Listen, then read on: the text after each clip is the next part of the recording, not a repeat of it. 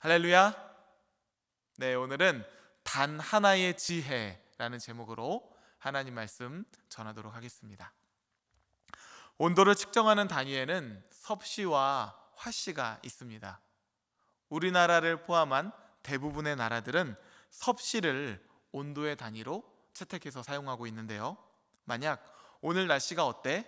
라고 물었을 때 한 20도쯤 된대 라는 답변이 돌아온다고 한다면 우리는 날씨가 어떨지, 또한 어떤 옷을 입어야 할지 대충 머릿속으로 그림을 그릴 수가 있게 됩니다.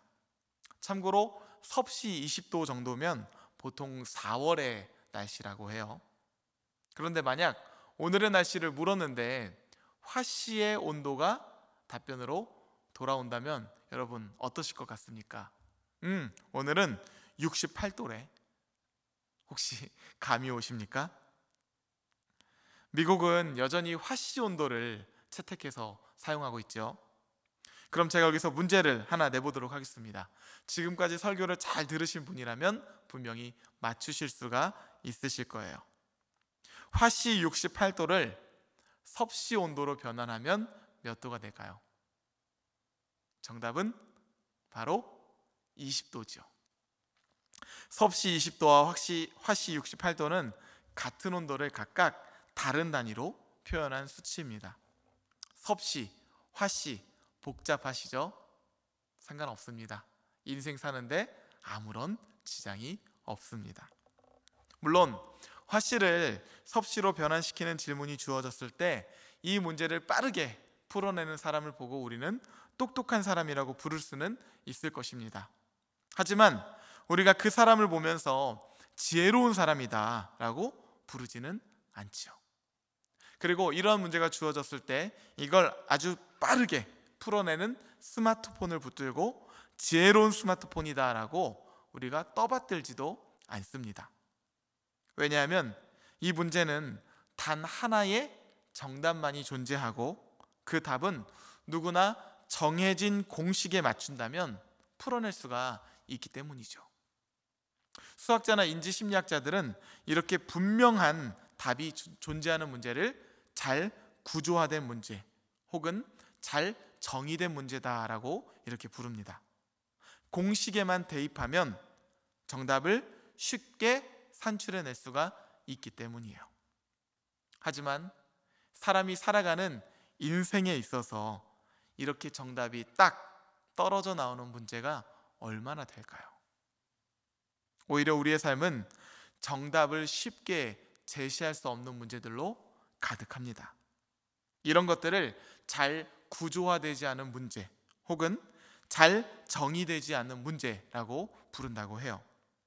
왜냐하면 이 질문들은 정답이 존재하지 않고 사람들마다 보는 관점, 즉 생각의 틀인 프레임에 따라서 서로 다른 의견들이 존재하기 때문이에요. 그래서 정치, 경제, 교육, 언론, 돈 이렇게 인생의 수많은 영역들 가운데 프레임이라는 용어가 얼마나 많이 사용됩니까? 단 하나의 정답에 있는 것이 아니라 관점에 따라서 생각하는 정답이 다 다르다는 것이죠. 여러분은 어떠한 관점, 어떠한 공식을 가지고 인생의 지혜를 살아가십니까? 예전에는 열심히 살면 성공한다. 부지런하면 반드시 성공한다. 사람은 정직해야 성공해 라는 것이 우리나라의 큰 정서였고 지혜의 공식이었던 것 같습니다. 요즘은 어떤 공식들을 주위에서 많이 듣게 되시나요? 영혼까지 끌어모아서라도 집 한 채는 마련해야 한다. 윤리와 도덕의식은 점점 결여되면서 불법이 아니니까 괜찮아, 편법으로라도 어떻게든 해봐, 이런 관점도 점점 더 커지는 것 같아요. 워라벨 들어보셨죠? 그저 열심히 사는 것보다는 일과 삶의 조화로운 균형을 이루며 삶의 질을 추구하며 사는 것이 지혜로운 거야. 소확행 들어보셨나요? 큰 꿈은 너무 불투명하고 거창하니까 차라리 소소하지만 확실한 행복을 지금 당장 누리는 삶을 한번 살아봐. 그것이 바로 지혜로운 거야 라는 관점들이 현대인들의 삶의 공식으로 어느 정도 밑바탕을 이루고 있는 것만 같습니다. 성공하는 사람들의 7가지 습관이라는 책을 써서 세계적인 작가가 되고 엄청난 부를 이룬 스티븐 코비를 많은 분들이 아마 아실 거예요. 리더십의 권위자이고 조직 컨설턴트인 그는 자기 나름대로 인생의 성공 DNA를 발견했고 그것을 자신의 책에 써서 출판했던 것인데요. 그래서 책 제목을 아주 자신 있게 성공하는 사람들의 7가지 습관이라고 제시했던 것입니다. 거기에 보면 인생을 성공하는 7가지의 공식, 프레임을 이렇게 소개하고 있어요. 첫 번째, 자신의 삶을 주도하라. 둘째, 끝을 생각하며 시작하라. 셋째, 소중한 것을 먼저 하라. 넷째, 윈윈을 생각하라. 다섯 번째, 먼저 이해하고 다음에 이해시켜라. 여섯 번째, 시너지를 내라. 그리고 마지막 7번째는 끊임없이 쇄신하라. 이것이 바로 스티븐 코비가 관찰한 성공한 사람들의 특징이었고 그가 제시한 인생 성공의 해법이었습니다. 그리고 그 또한 부와 명예를 이루며 성공의 삶을 살았죠. 여러분은 스티븐 코비가 말한 7가지의 습관 중에서 몇 가지의 요소를 인생 가운데 담고 있는 것 같으십니까? 저는 설교를 준비하면서 잠시 생각해 보았는데 4가지 정도의 요소는 제 삶 가운데 있는 것 같아요. 그러면 제 삶은 성공에 가까울까요? 실패에 가까운 것일까요? 인생은 아무도 모르죠. 스티븐 코비도 훗날 자신이 완전히 파산을 맞이하게 될 줄은 꿈에도 몰랐을 것입니다. 인생은 정말 아무도 모르는 것이에요. 그런데 우리는 어떻게 살아갑니까? 마치 내가 성취한 몇 가지의 성공 경험이 공식이고 진리인 것 마냥 이렇게 살면 성공할 수 있어, 이렇게 살아야 돼, 이렇게 해라, 내가 이렇게 해보니까 되더라, 넌 왜 안 되니? 너 혹시 무슨 문제 있는 거 아니야? 이렇게 여기면서 살아갈 때가 있죠. 그리고 이것이 바로 욥의 세 친구들의 태도이기도 했습니다. 엘리바스, 빌닷, 소발. 이 세 친구들은 욥이 처한 상황을 듣고 욥을 위로하러 옵니다. 사실 누군가를 위해서 마음을 쓰고 시간을 내어준다는 것은 참 고마운 일이죠. 그런 의미에서 이들은 욥의 좋은 친구들이었습니다. 하지만 그들은 자신들의 경험과 지혜를 가지고 욥의 고난을 해석하려고 시도를 하다 오히려 욥에게 더 큰 상처만을 남겨주게 되었죠. 인간 상담자를 자처한 그들의 지혜의 한계였습니다. 우리도 이와 비슷한 경험을 할 때가 참 많습니다. 그저 내 이야기를 잘 들어주기를 원했을 뿐인데, 그래서 내가 이 감정을 잘 풀어나갈 수 있도록 공감을 해주거나 적절히 필요한 부분들을 지혜롭게 도와주면 좋았을 것을, 굳이 자신이 고난을 이겨낸 방법 1부터 100까지 그 노하우를 열심히 풀어내는 덕에 괜히 마음만 더 상할 때가 혹시 있지는 않으셨습니까? 제가 아이를 키우면서 느끼는 건요, 똑같은 배에서 나왔는데 어쩜 그리 다른지 좋아하는 것도 다르고 반응하는 것도 너무나 다르더라고요. 분명히 똑같은 상황인데 이 두 아이들이 문제를 해결해 나가는 방식, 반응하는 태도가 어쩜 그렇게 다른지 저도 참 신기하더라고요. 이것이 무슨 의미일까요? 인생은 단 하나의 공식, 단 하나의 지혜로 살아가는 것이 아니라는 것이에요. 성경에도 지혜서가 딱 한 권만 있으면 우리가 신앙생활하기에 심플하고 얼마나 편리하겠습니까? 그런데 성경은 욥기, 잠언, 전도서 이렇게 3권의 지혜서를 우리에게 전해주고 있죠. 욥기의 때, 잠언의 때, 전도서의 때, 시대마다 통용되고 사람마다 필요한 지혜가 다 다르다는 것이에요. 그래서 우리는 이러한 말씀을 골고루 묵상하고 묵상한 말씀을 통합해서 분별할 줄 아는 삶의 지혜를 가져야 한다라는 것입니다. 그래서 성경은 우리에게 단 하나의 프레임, 단 하나의 지혜를 전하고 있습니다. 그것이 무엇일까요? 여호와를 경외하라. 여호와를 경외하는 것이 지혜의 근본이요 거룩하신 자를 아는 것이 명철이니라. 인간의 지혜는 여호와 경외라는 바탕위에서 아름답게 그리고 무궁무진하게 꽃을 피워나갈 수가 있다는 것입니다. 우리의 삶이 하나님 안에 담겨 있으면 지혜가 충만하신, 지혜가 완전하신 하나님께서 우리의 삶을 때를 따라 돕는 은혜로 상황의 가장 완전한 지혜로 인도하신다는 것이죠.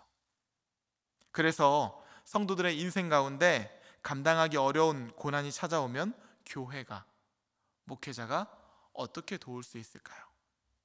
대신해서 문제를 다 해결해 줄 수 있을까요? 물론 상담을 하다 보면 너무 속이 상하고 마음 같아서는 어떻게든 해결해 주고 싶은 마음이 굴뚝 같을 때가 있습니다. 하지만 그렇게 할 수 없을 뿐더러 솔직히 그럴 능력도 없지요. 자식이 아픈 모습을 보는 것이 속상하다고 해서 부모가 대신해서 아파줄 수는 없지 않습니까? 그저 이 아이가 이 시간을 잘 지나고 잘 이겨나갈 수 있도록 옆에서 격려해주고 기도해주고 돌보아주는 것이죠. 교회도 목회자도 똑같습니다. 성도들이 이 어려운 고난 가운데서 어떻게든 하나님을 바라볼 수 있도록, 어떻게든 하나님 품 안에서 거할 수 있도록 영적으로 돌보며 하나님 안에서, 믿음 안에서 이 모든 상황들을 해석하고 해결해 나갈 수 있는 지혜를 찾을 때까지 함께하며 돌보아주는 것이에요. 이럴 땐 이렇게 해야 됩니다. 그럴 땐 저렇게 해야 됩니다. 이렇게 하는 것이 옳습니다. 저렇게 하는 것이 옳습니다. 상황마다 성도에게 가이드를 주며 정답을 제시하려는 것이 아니라 성도가 하나님 안에서 하나님께서 부어주시는 지혜를 스스로 찾으며 하나님을 더 깊이 만날 수 있도록 돕는 것이 목회자의 가장 중요한 역할입니다. 그리고 이것이 비단 목회자만의 역할뿐이겠습니까? 주님의 몸된 교회를 이루는 성도 한 사람 한 사람, 모든 성도들의 역할이죠. 교회의 역할입니다. 이것을 단 하나의 지혜, 단 하나의 프레임으로 우리에게 강조하고 있는 것이에요. 여호와를 경외하라. 여호와를 경외하는 자에게는 지혜로 완전하신 하나님께서 때를 따라 가장 완전한 지혜로 저의 인생을 인도하신다는 것입니다. 사랑하는 성도 여러분, 인생을 살다 보면 하나님을 믿고 따르는 것이 힘겹게 느껴질 때가 있죠.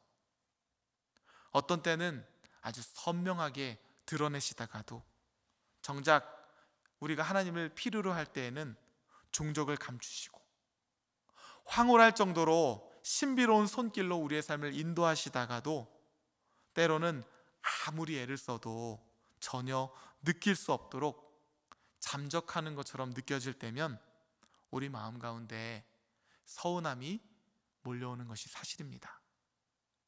그러나 여러분, 성경을 읽다 보면 믿음은요, 이해함으로 보다는 순종함으로 그 뜻을 발견하게 될 때가 더욱 많다는 것을 우리는 보게 됩니다. 아브라함이 믿음으로 순종함으로 이삭을 하나님께 올려드렸던 것처럼 말이죠. 언제나 지나고 나야만 그것이 무엇인지 알게 될 때가 얼마나 많습니까? 그래서 성경은 단 하나의 공식만이 우리 인생의 지혜임을 끊임없이 일깨우고 있는 것이에요. 여호와를 경외하라. 여호와를 경외하는 그 인생 가운데 무궁한 지혜가 꽃피울 것이다. 창조의 하나님께서 아침마다 새롭고 상황마다 새롭게 너의 삶을 인도하실 것이다. 이 한마디를 오늘 본문은 이렇게 표현하고 있는 것입니다. 잠언 3장 1절, 내 아들아 나의 법을 잊어버리지 말고 내 마음으로 나의 명령을 지키라. 3장 5절, 너는 마음을 다하여 여호와를 신뢰하고 내 명철을 의지하지 말라. 3장 7절, 스스로 지혜롭게 여기지 말지어다. 여호와를 경외하며 악을 떠날지어다. 사랑하는 성도 여러분, 아직도 여러분 삶 가운데 10가지, 100가지, 1000가지의 지혜가 필요하다고 생각되십니까? 우리의 인생은요, 수백 가지, 수천만 가지의 지혜가 있어도 그것을 다 풀 수 없고 헤아릴 수 없는 것이 우리의 인생입니다. 과학, 의료 기술이 아무리 발달되어 있다 해도 죽음을 막지 못하고요. 상담, 정신 분석학이 아무리 발달되어 있다 한들 우울증, 공황장애, 자살 등 수많은 문제들에 대해서 해결할 수가 없는 것 아닙니까? 그러나 단 하나의 지혜, 여호와를 경외하는 인생을 우리가 살아간다면 천지를 창조하신 하나님께서, 그리고 우리를 만드신 하나님께서 우리의 인생을 분명하고 아주 선명하게 인도해 나가실 줄 믿습니다. 간절히 바라기는 여호와를 경외하는 인생이 되어 여러분들께서 지혜로운 삶을 사시고, 무엇보다 우리 자녀들에게 여호와 경외함을 그들의 마음판에 새길 수 있도록 가르쳐서 여호와를 경외하는 가정이 세워지기를 우리 주 예수 그리스도의 이름으로 간절히 축복합니다.